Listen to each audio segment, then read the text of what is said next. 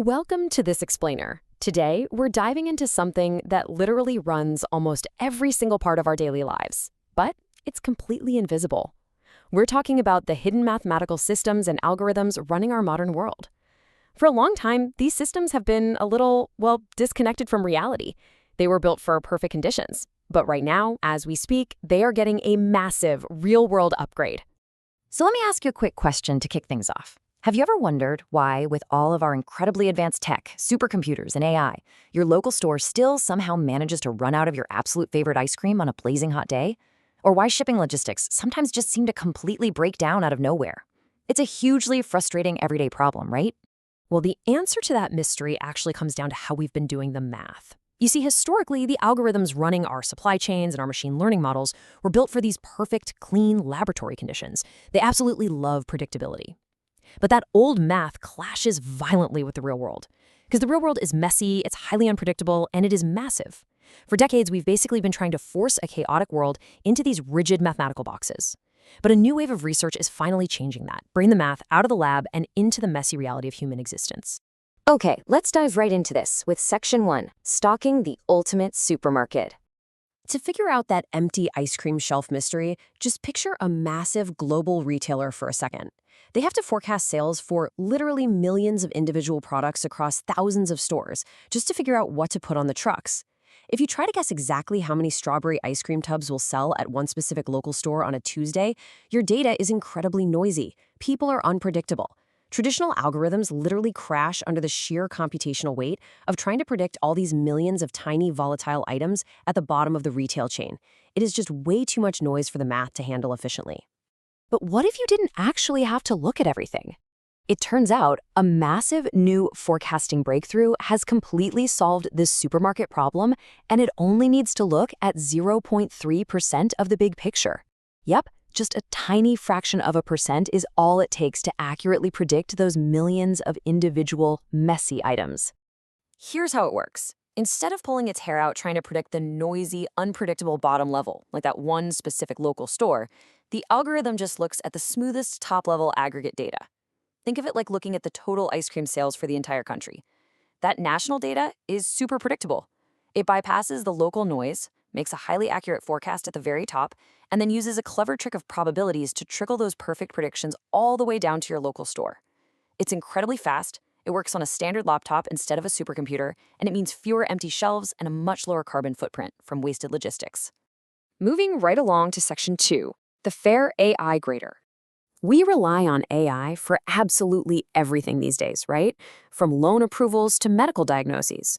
So it kind of sounds like a paradox, but can an AI be a little bit random and still guarantee 100% fair, mathematically valid results? For a long time, the answer was basically, well, we really hope so. We used methods to guarantee fairness, but the old rules required the AI to be completely predictable and perfectly rigid. But modern AI actually has a little bit of randomness built right into its training process. Since it isn't rigid, researchers just kind of crossed their fingers and assumed a looser rule would work. Well, spoiler alert, a recent paper just proved that old assumption was completely wrong. It turns out the secret to keeping random AI mathematically honest all comes down to a new rule called conditional independence. Mathematicians actually just proved that this is the absolute core rule required. If we don't ensure our algorithms follow this specific rule, our AI predictions could be secretly biased without us ever even knowing it. To really picture how this works without getting bogged down in all the heavy math, just think of a subjective teacher. Imagine a huge group of teachers grading a massive standardized exam. They have a slightly subjective rubric, so there's a little bit of natural randomness in how they grade.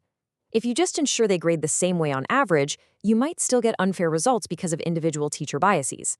But under this new rule of conditional independence, as long as those teachers grade completely independently from one another, while all strictly following a central shared standard, absolute fairness is guaranteed. The math now proves that if our AI algorithms follow this exact same teacher rule, we can trust their decisions perfectly, even with that built-in randomness. That brings us to Section 3, Decoding Hidden AI Signals.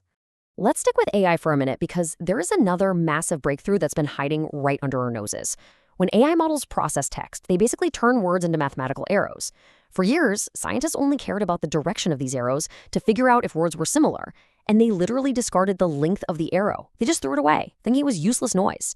But a fascinating new study proves this ignored link is actually an AI's hidden volume dial.